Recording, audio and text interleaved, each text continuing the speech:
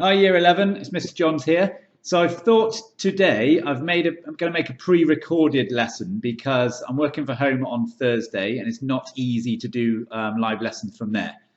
So last lesson, obviously we looked at transnational corporations in Nigeria and we looked at the advantages and disadvantages they can bring as a way of reducing the development gap and investing in newly emerging economies and low-income countries.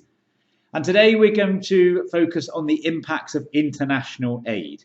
So if you could write down the title and this keyword, what aid is. So first of all, aid can be defined as helping people.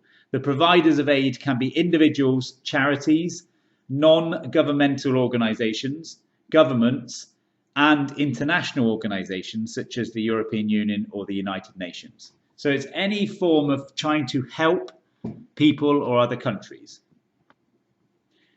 Now, as we move through the video, you can pause. Obviously, I'll give you an indication of how long you should spend on things, and you can go back if you need to.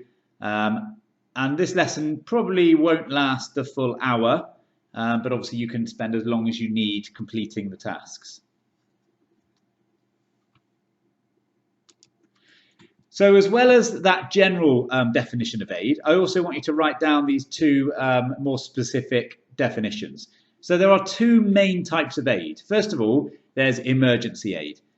And this is the type that we've come across before when we were looking at tectonics and when we looked at our examples of earthquakes in Chile and Nepal. And this is the type of aid that will be sent out following a natural disaster or war or conflict. And it often takes the form of food, water, shelter, medical supplies. So it might be short-term types of aid. The other type of aid that you have is developmental aid.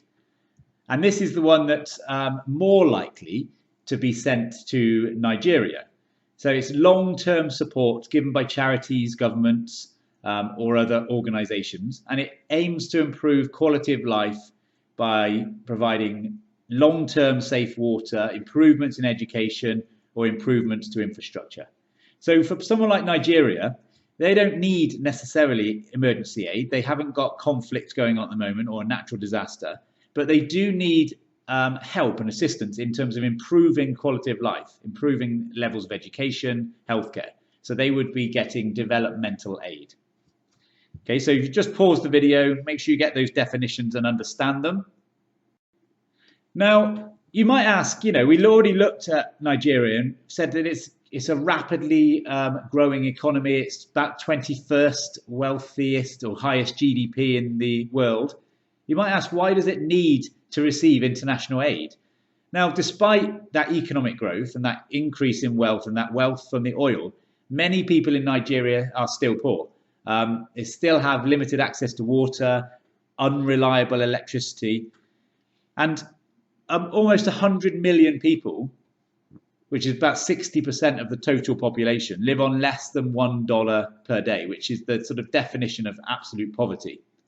And also, birth rates and infant mortality rates are high, life expectancy is low, especially in some parts of the country. So these, remember, when we looked back at these are all indicators of development, and these would all be indicators to show that overall, Nigeria is still less developed, but actually it may be more developed in the urban areas and the cities than it is in the rural areas and the countryside.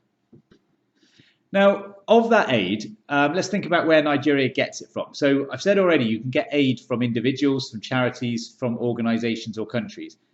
Now, Nigeria receives about 4% of all of the aid given to African countries. And in 2013, it made up 0.5% of its gross national income. Remember, oil makes up something like 80% of that income. A lot of that aid came from individual countries, such as the UK or USA, but also lots came from international organizations. So we can see in the table that the UK is the third biggest provider of aid to Nigeria.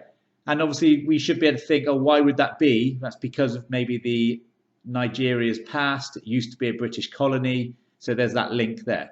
The USA is the second biggest, and again, that could be because the USA is trying to get influence in Nigeria so they can get more investment and more transnational corporations there. And then the biggest provider was the International Development Agency / World Bank. And they've provided medicines, medical supplies. So they're recognizing that benefiting Nigeria by providing that aid will have a benefit on a bigger scale. So what we're going to think about initially is aid a good thing or not? So a lot of people recognize that aid has a positive impact, but there are also many criticisms of it. And the fact that one of the main things is that countries become dependent on aid, and therefore they don't try as hard or push as hard to find their own way out of poverty. So what I want you to do to start with is draw a simple set of scales, quite a big one, so that you fill up, say, half a page, but leave space either side, because you're going to start to think about the pros and cons of whether aid is a good thing or not. So there's some example scales there, just in case you're not sure what scales are. And draw those scales first. And then using the next slide, I want you to think about the benefits of aid. What are the advantages? Give specific details. And then when you do, I want you to also give that benefit a score out of 10. So as you'll see on the next slide, one of the benefits that's mentioned is that aid from the USA helps to educate and protect people against the spread of AIDS and HIV. Now, obviously, I'd be thinking about that and thinking, well, actually, if you can cut down that illness in Nigeria, that stops the spread beyond Nigeria's borders and maybe stops the spread beyond Africa and therefore reduces the risk to everybody. So that would be a pretty high benefit. I'd score that 8 out of 10. So do the same with the other benefits. Make a note of them. Make sure you pick out detail, like named people who are giving the aid, reasons it's beneficial, and give it a score out of 10 for each one. And then on the other side of your scales, I want you to try and think, right, how could I balance that with some of the disadvantages? So again, look at the slide, the next slide, add any disadvantages to your scales, and again, give those a score. So how serious are those negatives? How much of a problem are they? Give them a score out of 10. You should then be able to add up your total, so total it up, and which side gets the higher score. Do the benefits outweigh the costs, or do the costs outweigh the benefits? So pause the video, go on to the next slide, pause the video. This will probably take you about 10 minutes maximum to have a think about it. Make sure you add detail, and also make sure you try and think about why you've scored the benefits and costs the way you did. This is the slide that you'll need for that, and you can see you've got lots of information on there about some of the negatives of aid for Nigeria and also some of the benefits. Right then, so the last thing I want you to do now you've had a good think and made some notes on those costs and benefits, the good and the bad things about giving aid, I want you to have another go at 9 mark. I know you did one last lesson, but it's really important that we start doing these fairly regularly. You get really into the swing of how you do them and get really good at writing them. So obviously I'm still yet to give you the feedback on the one we did earlier in the week, but I will. And then I'll look at this one as well, and get you feedback for both. So first thing is obviously write the question out. So to what extent has international aid had a positive impact on a lick or a knee you have studied? So again, it's vague. They always will be in the assessments and exams because they don't know what case study you've looked at.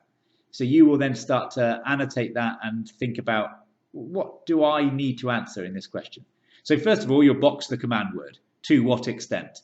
And that instantly makes us think of scales and giving a balanced view for both sides. Next, you're going to underline the key content.